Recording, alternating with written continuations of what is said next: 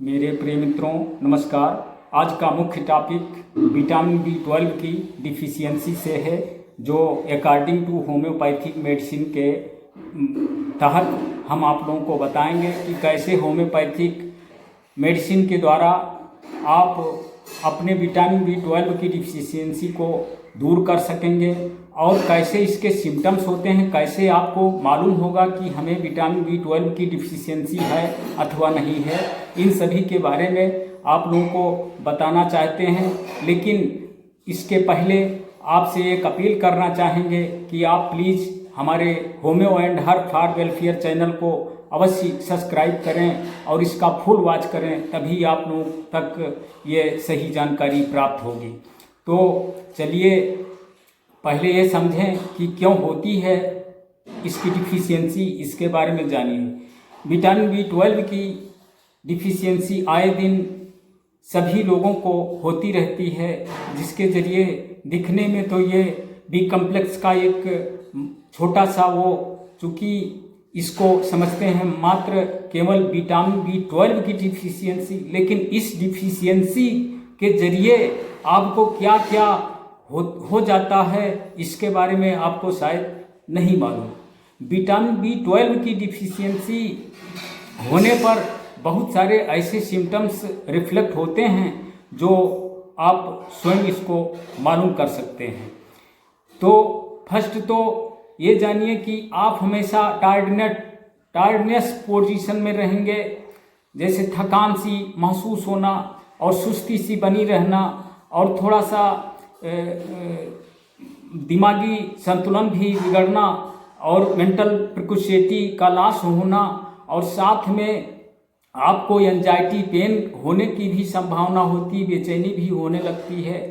साथ में कुल मिलाकर के चेहरे का कलर भी एक्सचेंजिंग होने लगता है, थोड़ा येलो दिखाई देने लगता है। ये सारे सिम्टम्स दिखने को मिलते हैं और इसकी ये डिफिशियंसी अधिक दिनों तक रही तो इसके ज़रिए आपको जॉन्डिस होने की संभावना भी पाई जाती है। तो इसकी पूर्ति करना नितांत आवश्यक है। अब इसका यदि आप पैथोलॉजिकल जांच के अकॉर्डिंग यदि विटामिन B12 का जांच कराते हैं तो इससे क्लियर हो जाता है, लेकिन फिर भी यदि आप इन सिम्टम्स पर ध्यान देंगे, लक्षणों पर ध्यान देंगे, तभी ये क्लियर हो जाएगा कि विटामिन B12 की डिफिशियंसी है। एक सिम्टम्स बहुत ही मेजर है जो दो बीमारियों की ओर इंगित करता है, लेकिन उस पर बताना बहुत आवश्यक है, क्योंकि तलुए पैर के तलुए में बर्निंग होना और पिन चुभने जैसा पेनफुली कंडीशन होना, तो ये सिम्टम्स डायबिटिक पेशेंट में भी होता है। लेकिन यदि और सिम्टम्स उसको मिल रहे हैं और यदि उसका पैथोलॉजी जांच हुआ है, शर्करा लेवल उसका सामान्य है, तो समझ लीजिए कि उसको डायबिटिक न होने के बजाय उसको विटामिन B12 की डिफिशियंसी के जरिए पैर के तलुए में बर्निंग होता है और पिन चुभने जैसा पेनफुली कंडीशन होता है। तो फिर इसको समझिए कि ये डिफिशियंसी आखिर होता क्यों है। विटामिन B12 की टेबलेट खाते हैं, कैप्सूल भी खाते हैं, लेकिन फिर भी जांच कराने पर ये निकलता है कि विटामिन B12 की डिफिशियंसी आज भी है। तो चलिए इसके बारे में जानिए कि कैसे होती है और कैसे इसका निदान करेंगे। तो चलिए अधिक वीडियोज को लंबा नहीं करना चाहते, इसलिए संक्षेप में ही ब्रीफली स्टेटमेंट में आप लोगों के सामने तक इसको रिफ्लेक्ट करना चाहेंगे। तो चलिए समझिए कि कैसे डिफिशियंसी होती है। आपकी जो स्मॉल इंटेस्टाइन जो छोटी आंत है, उसमें जो कुल मिलाकर के जो गुड बैक्टीरिया होते हैं, जो यानी फायदफुली होते हैं, वो आपके द्वारा लिए गए डाइट को कुल मिला करके खा करके डाइजेस्ट करके और उसमें विटामिन B12 का जो निर्माण उसके द्वारा होता है। जब यदि उन गुड बैक्टीरियाज की कमी हो जाती, काफ़ी डिफिशियंसी हो जाती, तो ऐसा संभव नहीं होता। यदि उस रोगी को हमेशा अम्ल पित्त की शिकायत रहती है, हमेशा दिक्कत में रहता है, गैस ट्रबल, कॉन्स्टिपेशन होना, यानी खाना कायदे से डाइजेस्ट ना हो पाना, तो इसके ज़रिए भी विटामिन B12 की डिफिशियंसी होने लगती है। और विटामिन B12 की ही डिफिशियंसी नहीं, बहुत सारी डिफिशियंसी होने लगती है। कुल मिलाकर के जितने भी विटामिन्स और मिनरल पाए जाते हैं उन सारे तत्वों की कमी होने लगती है। तो इन सारे तत्वों की कमी को रिकवर करने के लिए, इसकी डिफिशियंसी को पूरा करने के लिए हम आप लोगों को आज होम्योपैथ की एक ऐसे कम्प्लेक्स में, ऐसे एमटी कम्प्लेक्स में ऐसे प्रोडक्ट के बारे में बताने जा रहे हैं जो आप लोगों की सारी डिफिशियंसी को दूर करेगी, बशर्ते इस पर आप लोगों को बिलीव करने की आवश्यकता है। और इसके साथ ही साथ आप लोगों को क्या डाइट लेना है उसके बारे में जान लीजिए। अब चलिए, देरी नहीं करना चाहते हैं, समझ लीजिए, पहले आप अपना डाइट सही करें। यदि आप अखाद्य चीज़ें खाते हैं तो उसको पूरे थारोली मैनर से आप उसको अवॉइड कर दें। यदि कोई तली भुनी चीज़ें अधिक खाते हैं तो उसको हफ्ते में एक दिन खा सकते हैं। डेली का डेली इस तरीके से ज़्यादा फास्ट फूड का सेवन न करें। तो और यदि आप गुटखा, पान मसाला आदि अधिक सेवन करते हैं तो उसको कमी कर दें, उसको कम कर दें अथवा उसको छोड़ दें पूरी तरह से।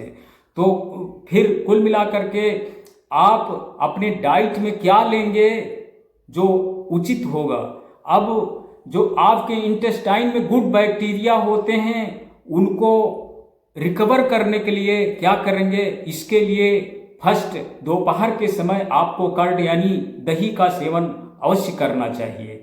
दही खाने से वो गुड बैक्टीरियाज जो होते हैं इंटेस्टाइन में वो पूरे हो जाते हैं।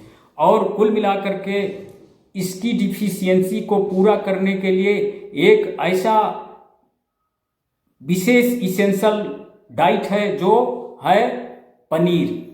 पनीर को कच्ची पनीर या पनीर की सब्जी बना करके यदि आप खाते हैं, यदि कच्चा पनीर थोड़ा सा खाते हैं तो कुल मिलाकर के इसकी डिफिशियंसी पूरी हो जाएगी। अब सुबह के नाश्ता में आप अंकुरित चना खा करके, थोड़ा सा गुड़ खा करके, और यदि गुनगुना 1 गिलास दूध पी लेते हैं, उसमें नमक ऐड न करें, तो कुल मिलाकर के किसी भी मेडिसिन की ज़रूरत नहीं पड़ेगी।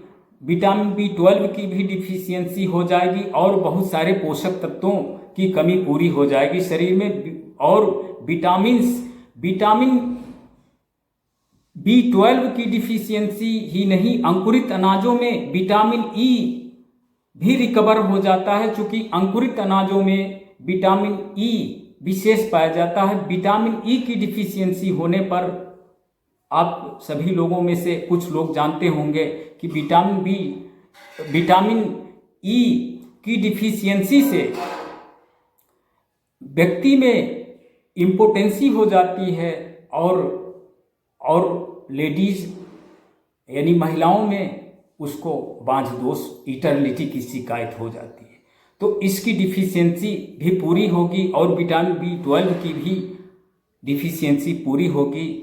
और साथ ही साथ अब आप लोगों को होम्योपैथ के ऐसे संघटक के बारे में बताने जा रहे हैं जो सारी डिफिशियंसी को पूरा कर देगी, बशर्ते इस पर बिलीव करने की ज़रूरत है। एक बार फिर से अपील करना चाहेंगे कि मेरे वीडियोज़ को फुल वॉच करिएगा और हमारे चेहरे पर ध्यान न दीजिए, हम कैसे हैं, क्या है, और कोई विशेष ताम झाम मेरे पास नहीं है। तो इस तरीके से इस पर बिलीव करिए।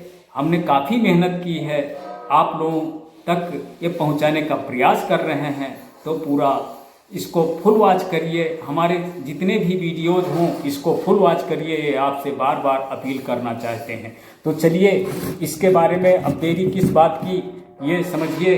ये होम्योपैथ का एक ऐसा प्रोडक्ट है जो बहुत ही इससे अचीवमेंट मिलेगा। देखिए, ये अल्फ़ा माल्ट नोट कर लीजिए। अल्फ़ा माल्ट ये कई फार्मेसी बनाती है। जिसमें से ये जो मेरे पास है ये डॉक्टर वकनाली की है। ये भी बहुत अच्छा कार्य करती है, SBL की भी कार्य करती है, WSI की भी कार्य करती है, डॉक्टर रिक्वेस्ट फार्मेसी की भी कार्य करती है, लेकिन डॉक्टर रिक्वेस्ट फार्मेसी की बहुत ही कॉस्टली है। तो कुल मिलाकर के कोई भी किसी भी फार्मेसी की आप अल्फा माल्ट 1 गिलास या आधा गिलास थोड़ा गुनगुने दूध में मिला करके 1 चम्मच इसको हिला करके दिन में 2 बार सुबह शाम पीते रहिए। सारी डिफिशियंसी दूर हो जाएगी। विटामिन B12 ही नहीं, ए से लगा करके जेड तक सारी डिफिशियंसी को दूर कर देगी और ये मिनरल्स की भी पूर्ति करेगी, आयरन की भी पूर्ति करेगी और जितने भी पोषक तत्व बॉडी को चाहिए उसके सारे पोषक तत्वों की पूर्ति करेगी। बशर्ते यदि और कुछ बताना चाहते हैं, यदि विटामिन B12 की डिफिशियंसी से उसको कुछ मानसिक रूप से दिक्कत होती है, उसको थोड़ा सा वो थर्स्टफुली कंडीशन में रहता है, यानी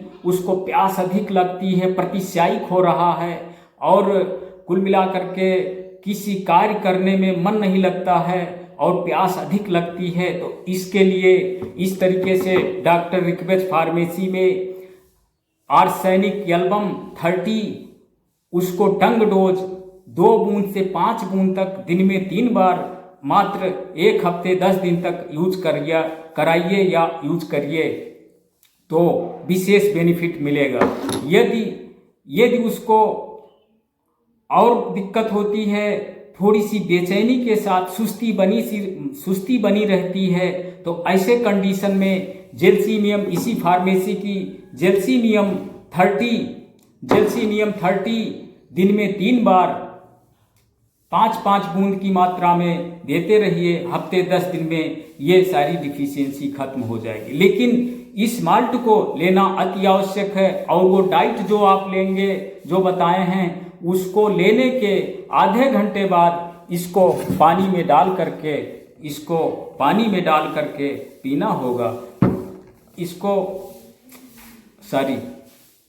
माफ करिएगा, पानी में नहीं, इसको दूध में मिला करके 1 चम्मच माल्ट, आधा गिलास या 1 गिलास हल्के गुनगुने गर्म दूध के साथ इसको पीना होगा दिन में 2 बार कम से कम।